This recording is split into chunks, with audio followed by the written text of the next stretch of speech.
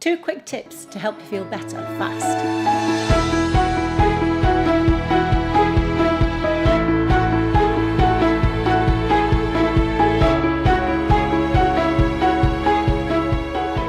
Hi, my name's Christine L. Conroy.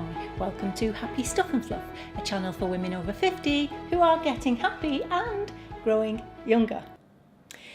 Okay, so today I just want to tell you 2 quick things that are going to help you to feel a little bit better. Do you ever have those days where you feel down but you're not quite sure why? This could well help you. And I decided to do this video after I was having a conversation with a client who has a grandson who's just started college, and he's started to feel a little bit down. Now, I haven't met this chap, so these are just 2 quick tips that came to my mind that I would tell anyone to do. One of these, in fact, I think lost me a job, but I still stand by it. So if you have grandchildren, listen up, and even if you don't, this is going to help you too. So, first of all, and it probably comes as no surprise to you, stop looking at Facebook, okay? Suspend your account, even if just for a week. We all know, we've all heard this, and I come back to that saying again, why do we do what we do when we know what we know? I don't know, but we do. And we continue to use Facebook, which of course is addictive almost, but we all know that people put on there only the best things that happen in their lives, and even then they are airbrushed, sugar-coated, exaggerated, all of those things. But looking at everyone else's life that seems to be so much better than our own, even if we're not aware of it, it just makes us feel a little bit less than. Now, also, we know that a lot of stuff that goes on Facebook is fabricated. I know 2 grown-up women who have a whole fantasy life created on Facebook, which is great. They have fun with it, except that they don't tell everyone else it's a fantasy. And so everyone else thinks they're living this amazing life, and it's totally made up. And as I say, that then makes us feel, gosh, we should be doing more, achieving more, going more places, doing more things, laughing more, partying more, and it's all nonsense. So, suspend your Facebook account for at least a week, okay? The second thing, and this is the thing that I think lost me some work, advice I gave to university students, and I would give it to them again. Stop watching the news, okay?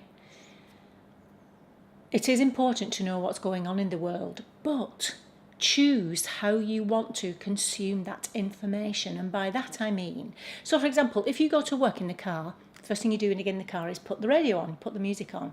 But then, every hour, on the hour, and sometimes on the half hour, you hear the news. And very often, more often than not, it's bad news. You listen to it at 9 o'clock. Then you listen to it at 10 o'clock, and it's the same news they gave you at 9 o'clock, and then again at 11, 12, and so on. By the time you come home, if you've heard the news on the hour every hour, you're going to walk through the door totally depressed. Now, I love the radio, but I do not listen to the news on the hour every hour.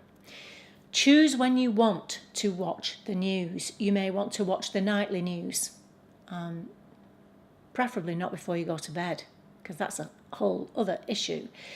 Maybe the 6 o'clock news to find out what's gone on that day, if you feel you need to know what's gone on a daily basis.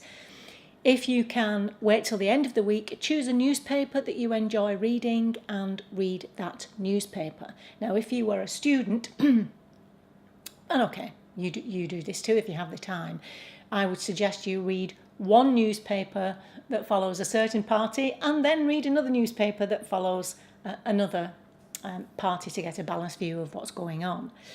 But if you can't do that, choose a newspaper that you trust and that you want to read, and read it once a week to keep up with what's gone on in the world that week. Okay, so those are just 2 things. Suspend your Facebook account. Notice I haven't said delete it altogether.